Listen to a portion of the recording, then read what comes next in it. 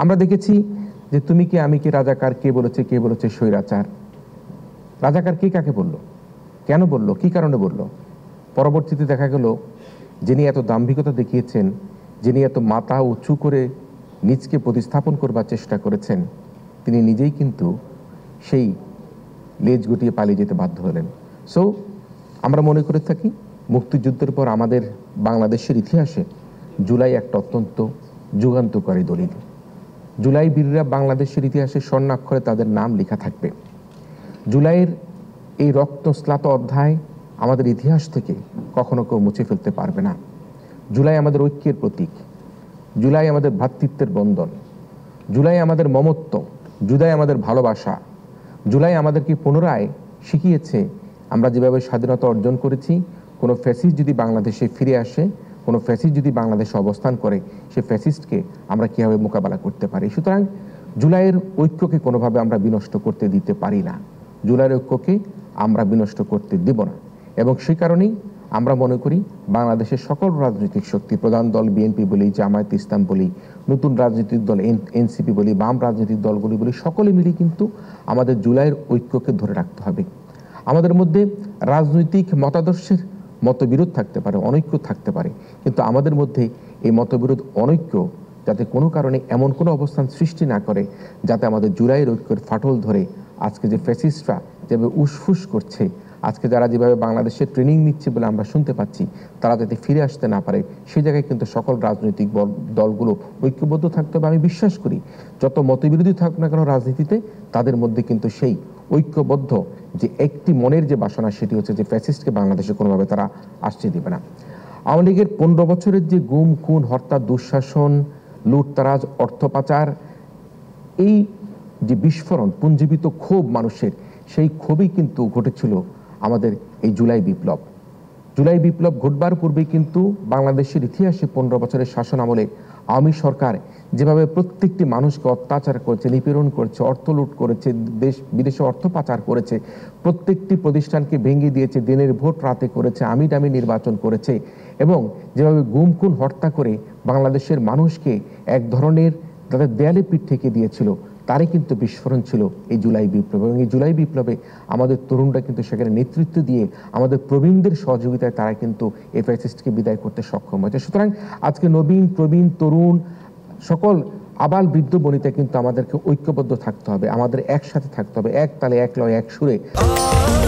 স্বাস্থ্যকর all time family cake, সব সময় অল টাইম হেলদি লাইফ। আমরা যে আমার সোনার বাংলার কথা বলি, সেই সোনার বাংলার কথা কিন্তু আমাদেরকে সবাইকে একসাথে বলতে হবে। জুলাই অভ্যুত্থানে আমরা কি স্বতঃস্ফূর্ত আমরা দেখেছি, সেখানে আমরা রিক্সা চালক বলি, ভ্যান চালক বলি, সবজি বিক্রেতা বলি, দোকানদার বলি, ছাত্র বলি, জনতা বলি, ব্যাংকার বলি, ডাক্তার বলি, প্রত্যেকে কিন্তু সেই বিপ্লবে তারা অংশগ্রহণ করেছে। এই স্বতঃস্ফূর্ত অংশগ্রহণ বাংলাদেশের ইতিহাসে আমরা মনে করি ফ্যাসিজম হাসিনাই কিন্তু তার যে অত্যাচার, সেই অত্যাচারের কারণের জন্য মানুষকে ঐক্যবদ্ধ করতে, সেই সকলে ঐক্যবদ্ধ করতে সহযোগিতা করেছে। সুতরাং আমি মনে করি জুলাই বিপ্লবে অংশগ্রহণকারী শুধুমাত্র হাসিনার পক্ষে কিছু লোক ছাড়া 18 কোটি মানুষের মধ্যে বেশিরভাগ মানুষই কিন্তু সেখানে আমি মনে করি যোদ্ধা হিসাবে কাজ করেছে। যে যার অবস্থান থেকে পেরেছে, প্রত্যেকে তার অবস্থান থেকে, কেউ একটু পানি দিয়েছে, কেউ তার সন্তানকে একটু বাইরে নিয়ে দিয়ে গিয়েছে, কেউ টেলিভিশনে দেখে ছিচি করেছে, মুখে থুতু মারেছে। সুতরাং প্রত্যেকটি মানুষ এদেশের, শুধুমাত্র হাসিনার পক্ষীয় মানুষ ছাড়া প্রত্যেকটি মানুষ কিন্তু এই জুলাই যে বিপ্লব করেছে সেই জুলাই বিপ্লবের পক্ষে ছিল। আমরা জুলাই বিপ্লবের পরবর্তী সময় সৎ, যোগ্য, মেধাবী একটা প্রজন্ম দেখতে চাই। আমরা বৈষম্যহীন একটা বাংলাদেশ দেখতে চাই। আমরা দেখতে চাই না কোথাও কোনো চাকরিতে যেতে গিয়ে আমার মেধাবী শিক্ষার্থীরা তারা এনএসআই, ডিজিএফআই রিপোর্টের কারণের জন্য তার পরিবার কোন রাজনৈতিক দল করে, কিন্তু মেধাবী শিক্ষার্থীরা সেখানে চাকরিতে সুযোগ পাবে না, বিশ্ববিদ্যালয়ে ভর্তির সুযোগ পাবে না, সেটি কিন্তু আমরা দেখতে চাই না। আমরা এমনও দেখেছি ঢাকা বিশ্ববিদ্যালয়ে রাজনৈতিক বিবেচনায় ভর্তি করা হয়েছে, প্রাচ্যের অক্সফোর্ডকে কলঙ্কিত করা হয়েছে। সেই শিক্ষার্থীরা ধরা পড়ার পরও তৎকালীন বিশ্ববিদ্যালয়ের প্রশাসন, যারা বিশ্ববিদ্যালয়ে ভর্তি পরীক্ষা ছাড়াও ভর্তি হয়েছিল রাজনৈতিক বিবেচনায়, আমরা কোনো রকম কোনো ব্যবস্থা গ্রহণ করতে দেখিনি।